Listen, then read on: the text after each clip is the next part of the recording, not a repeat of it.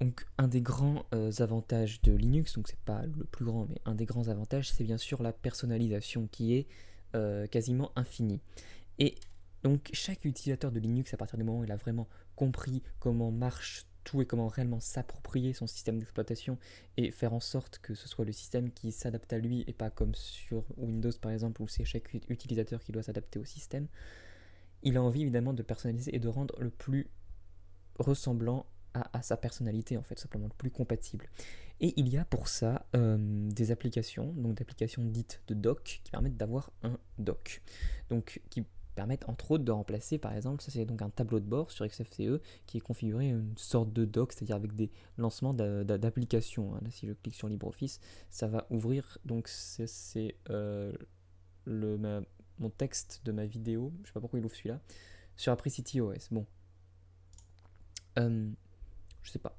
Voilà, mais bon, ça, donc c'est un tableau de bord XFCE, mais déjà, c'est pas autant personnalisable que certains trucs de doc, c'est peut-être plus personnalisable que certains trucs, mais à partir du moment où une appli nous plaît, on n'a aucune raison de la personnaliser. Mais surtout, c'est que c'est que sur XFCE. Après, il y a d'autres environnements, notamment GNOME 3. Quelque chose.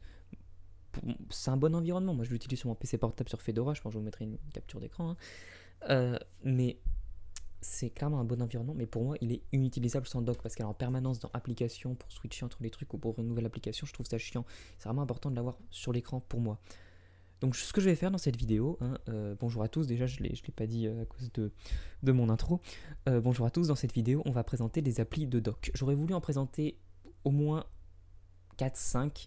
Malheureusement, ça n'a pas pu se faire pour des raisons de temps. Tant à faire des recherches, tant à tester les différents trucs et tout. Puis j'en ai pas vraiment trouvé de quatrième assez intéressante. Donc ce sera on va parler de Doki et de Planck. Et pour finir, le très célèbre Kairodoc. Donc on va déjà commencer tout de suite par se débarrasser de ça euh, pour le remplacer donc par les docs.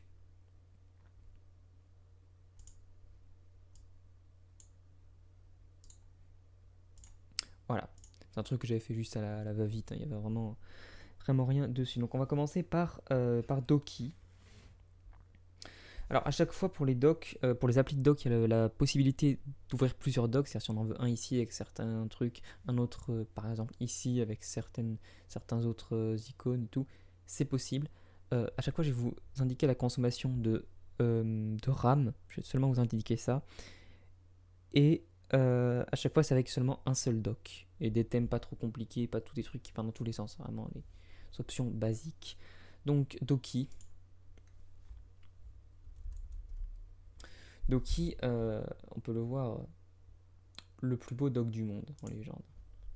On va voir si c'est vrai. Donc le voilà ouvert, hein, ici. Euh, donc en dessous des applications ouvertes, vous voyez, on a une petite lumière, petite loupiote rouge en dessous. Firefox, Opera, tout ça. C'est parce que c'est des applis ouvertes, qui sont ouvertes dans un autre espace de travail en haut, hein. L'icône rouge à gauche permet d'accéder aux paramètres qui permettent de changer les trucs, hein. Comme vous voyez, hein, c'est ce que je vous disais, on a la possibilité de créer un nouveau doc si on en veut un autre ailleurs. Alors, les thèmes, donc on a quelques thèmes proposés par défaut, donc classique, R, etc., etc., hein. Glace, voilà, bon. Et la possibilité d'en installer. Ensuite, pour le masquage, on a donc soit aucun, donc il est toujours visible sur l'écran. Masqué automatiquement, ça veut dire qu'il est euh, tout le temps masqué en fait. Et masquage intelligent et esquiver les fenêtres, je n'ai pas trop capté la différence, mais bon, en gros, il est visible quand il n'y a rien par-dessus. Après, on a une petite option de masquage progressif, donc c'est qui est une petite animation. Enfin bon, voilà. On peut bien sûr régler la taille, le zoom, donc c'est au survol. Bon, là, ça marche pas parce que je suis dans les paramètres, mais au survol de la souris, les icônes se grossissent un petit peu. Donc, moi, je choisis 140%. On a un mode tableau de bord. Alors, mode arrière-plan 3D déjà, c'est que ce soit un petit peu incliné comme ça. Si on enlève, oh, c'est carré. Et le mode tableau de bord, c'est voilà, c'est que ça fasse tout. Ça peut être sympa aussi, hein, pour s'il y en a qui aiment, hein, évidemment. Voilà. Donc au niveau des docklets, on a, voilà, par exemple moi j'ai mis le CPU monitor ici. Pour tout vous dire, je m'en sers pas, hein. Je l'ai mis là juste pour tester, puis on en a certains installés. Au niveau des greffons, alors je dois être honnête, je suis pas vraiment allé chercher comment ça fonctionne par là-bas. On va quitter les paramètres, donc pour déplacer une... Déjà, je vais vous montrer toute la procédure. Mettons, je vais ouvrir LibreOffice, on va dire... LibreOffice Draw. Voilà, donc je l'ouvre. Et vous voyez que maintenant elle se retrouve ici. Si je veux qu'elle reste tout le temps dans le doc, je fais un clic droit dessus et je fais épingler au doc. Voilà. Non, je ferme la fenêtre, elle est encore là. Ensuite, si je veux la déplacer, je vais la mettre par exemple à côté de l'autre LibreOffice qui est ici. Il suffit tout simplement de la choper, donc de rester enfoncé sur le clic, de décaler et d'appuyer dessus. Point négatif, c'est qu'on n'a rien pour switcher entre les espaces de travail, donc un petit truc comme ça là. Alors après, il y a peut-être ça en greffon, hein, mais bon voilà, après, moi je le cumule avec, il suffit de le cumuler avec les trucs, les fonctions de votre environnement, hein, donc là je l'ai sans problème ici en haut. Si on a deux fenêtres de la même application ouverte, non, si là je fais ça, qu'ici je vais faire un petit dessin, et que je veuille une nouvelle fenêtre de dessin, j'en ai deux ouvertes, on voit j'ai deux lumières en dessous, et je fais un clic droit dessus, et ça me permet donc de passer de l'une à l'autre. Tout simplement. Pour information, donc Doki, c'est celui que j'utilise en ce moment sur ce PC et sur mon PC portable, donc qui est sous Fedora. Donc vous avez vu une screenshot au début de la vidéo, et j'en suis vraiment satisfait, hein, honnêtement. Il n'y a pas des fonctionnalités exceptionnelles, mais voilà, ça marche bien. Puis personnellement, je ne demande pas plus. Puis c'est assez joli quand même, à mon sens. Voilà, bon ben on va passer au suivant. Alors petite dernière information, pour la consommation, on est au niveau de 57,5 mégaoctets de RAM consommé. Voilà, le doc suivant du coup c'est Planck. Planck qu'on a vu dans Ubuntu Mate, hein, c'était avec l'affichage Cupertino je crois. Alors déjà, il a la même icône que Doki, mais une autre couleur, en bleu. Je vais vous expliquer pourquoi après. La légende, elle est un petit peu du même style, hein, stupidement simple. Voilà. Alors. Bon. Non, excusez-moi, je me suis trompé. J'ai dit que j'utilisais Doki sur mon PC portable. Non, sur mon PC portable, j'utilise Planck. Voilà, ça me revient. Donc, de manière générale, j'utilise Doki sur ce PC et Planck sur mon PC portable. Voilà. Donc déjà Planck. Alors, je vais vous faire lire mon petit truc que j'ai préparé. Donc Planck est très similaire à Doki car c'est le même projet à la base, hein. C'était le projet c'est Doki. Et à partir de la version 3 de Doki, le projet s'est divisé en deux parties. Donc Planck, qui est juste le doc. Donc là par exemple on a seulement un seul doc. Enfin seulement l'appli de doc, ça fait que ça. Et Doki, qui intègre donc Planck. Donc le doc qu'on a vu avec Doki avant, c'était aussi Planck, mais il avait en plus certaines fonctionnalités. Donc en gros, Planck est une version simplifiée de Doki. Voilà, c'est pour ça qu'on a le même icône que Doki. Voilà. Donc comme je l'ai dit, on l'a vu sur Ubuntu Mate avec l'affichage Cupertino. Là, donc déjà, on peut voir dans la différence. Petit truc que des gens aiment. Moi, honnêtement, ça me dérange, hein. Bon, c'est peut-être désactivable. On peut voir, il y a une information pour le nombre de notifications là. C'est-à-dire que là, c'est le nombre de mails non lus. Il me met 5. C'est vrai que c'est très utile, mais moi, ça me perturbe d'avoir comme ça. Dès que je vois un icône de notification, je ne peux pas m'empêcher d'aller activer le truc ou désactiver, enfin pour que ce soit plus visible. Voilà, bon. Mais c'est vrai que c'est une bonne option, c'est juste que moi j'aime pas, hein. Donc cette fois-ci, pour aller dans les paramètres, c'est un petit peu plus complexe parce qu'on n'a pas de bouton paramètres comme la dernière fois. Et quand on clique sur un truc, eh bien on a seulement le menu du truc. Donc il faut soit arriver à cliquer à l'extrême bord du truc, c'est-à-dire ou entre deux applications.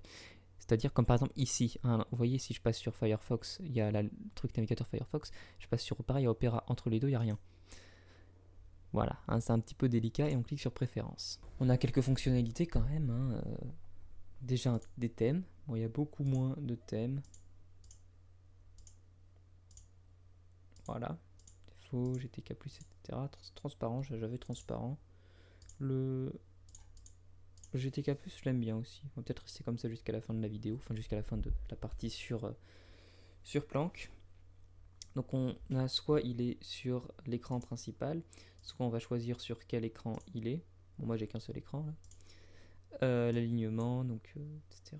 S'il est au début de l'écran, à la fin, s'il fait tout l'écran comme ça, centré. Pour moi, hein, je préfère. Donc taille de l'icône, encore une fois on peut modifier ça. Le zoom sur l'icône, j'ai 150. Ça correspond environ à mon 140% de tout à l'heure, hein, si j'avais choisi ça. Oui, parce que pour information, pour tester ces docks, je les ai utilisés pendant plusieurs jours. J'ai pas fait ça n'importe comment. Là, on a masqué. Alors là, on a encore plus d'options. Masquer, démasquer. Enfin, non, ça veut pas dire ça, démasquer. Et masquer et ne pas masquer. Masquage intelligent, donc j'ai encore choisi ça. On a automatique, esquiver les fenêtres maximées, esquiver la fenêtre active. Bon, esquiver la fenêtre active, je comprends la différence par rapport aux autres.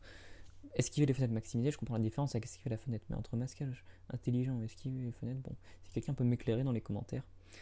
On peut configurer des petits délais avant l'apparition, etc., etc. On a aussi des docklets, on en a beaucoup moins par contre. Hein. On a donc Clippy, une horloge, afficher le bureau, qui peut être assez sympa, assez utile, et puis la poubelle. Voilà.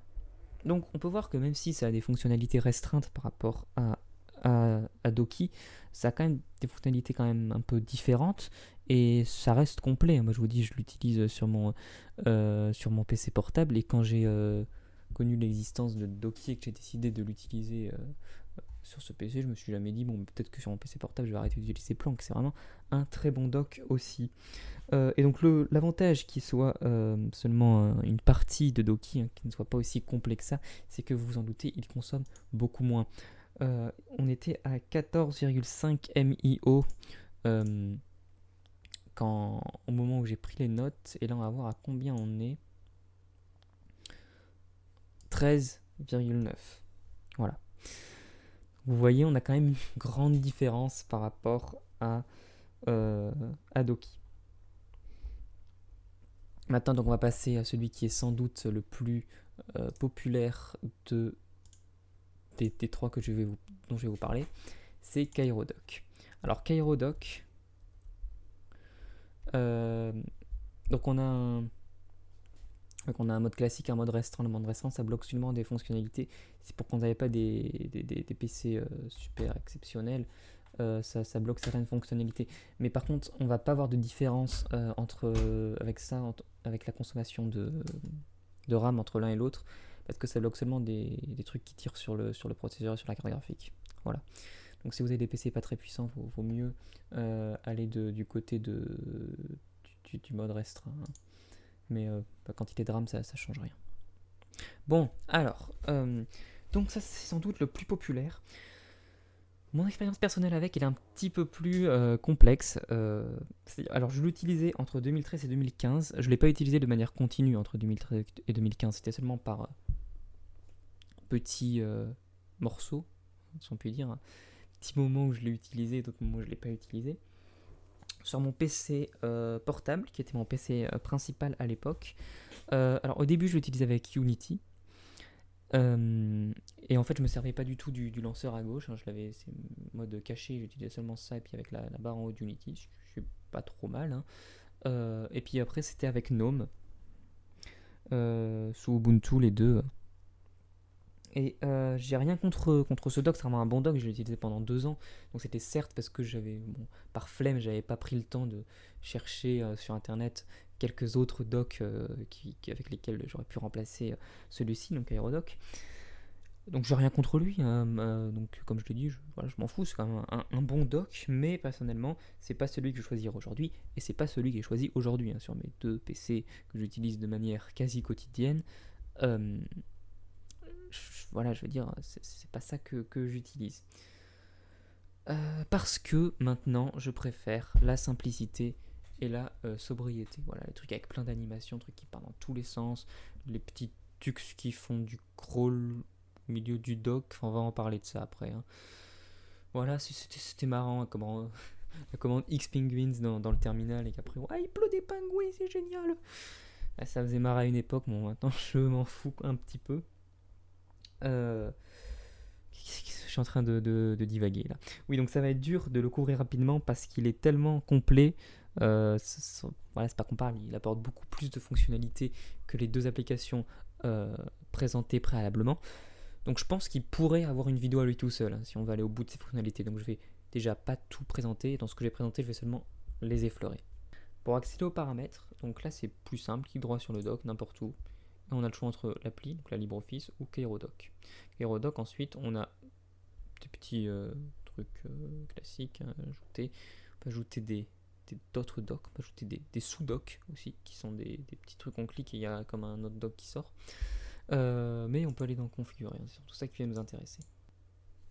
On a des petits greffons triés par catégorie à ajouter. Voilà.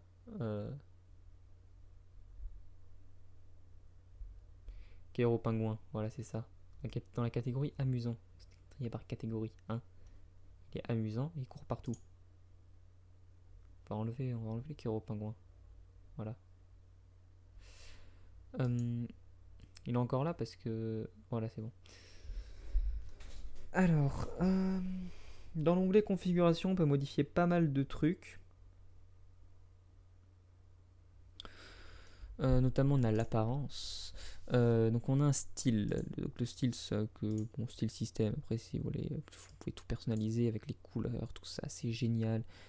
Les icônes, on a les thèmes. Donc, c'est les thèmes d'icônes que vous avez installés. Icônes personnalisées, bon, je sais pas, ça, j'ai pas vraiment cherché à comprendre plus loin. Ensuite, la vue. Donc la vue, c'est la vue du truc courbe. Et on a plusieurs sortes de vues. Ça, c'est la vue par défaut. Si je mets la vue plan 3D, je fais appliquer, hop, ça plan 3D. Mais je trouve pas très beau celui-là par rapport à celui de Doki. Voilà. Et le truc aussi, c'est qu'on a donc des sous-docs. Donc par exemple, c'est ce dont je vous parlais. Notamment ici, il ouvre donc, c'est le raccourci, il va ouvrir du coup les disques, les trucs et tout. Et par exemple, là j'ai deux applis ouvertes. Donc oui, ça c'est aussi comment on switch entre deux applis ouvertes. Sur les deux autres, précédemment c'était un clic droit. Là, c'est on passe dessus et on a l'une et l'autre. Et donc ça, c'est en bas avec les sous-docs. Moi, je choisis arc-en-ciel. Donc on a voilà, plusieurs vues, diapositives, plan 3D, parabolique. Si je fais ça, après ici, hop là. Voilà. Il y a un mode avancé qui est là, qui permet d'aller plus loin. Mais bon, désolé, pour des raisons de temps, je ne vais pas y aller dans cette vidéo. Mode simplifié, voilà. Pour ajouter un doc, du coup, on clique sur oula, KairoDoc, ajouter doc principal. Pour créer un lanceur, donc enfin pour l'épingler au doc hein, en quelque sorte, on a vu tout à l'heure par exemple, je vais refaire le même test avec Draw, hop, il est ici, et là je fais ça, et je fais LibreOffice Draw, en faire un lanceur, et voilà, il se retrouve là, je ferme, il est encore ici. Alors là, vous l'avez pas vu, mais quand on le démarre pour la première fois, il demande si on veut activer l'OpenGL ou pas pour ce doc. Donc j'ai testé les deux pour voir s'il y avait une différence dans la consommation de RAM, et il y en a très peu. Donc avec OpenGL, on est à 37,7 MIO consommé, et sans OpenGL, on est avec 33,1. Alors je ne suis pas allé jusqu'au bout, j'avais un dernier truc à dire. On a un onglet thème qui permet d'avoir des thèmes, et on a vraiment un choix assez vaste. Voilà, c'est tout.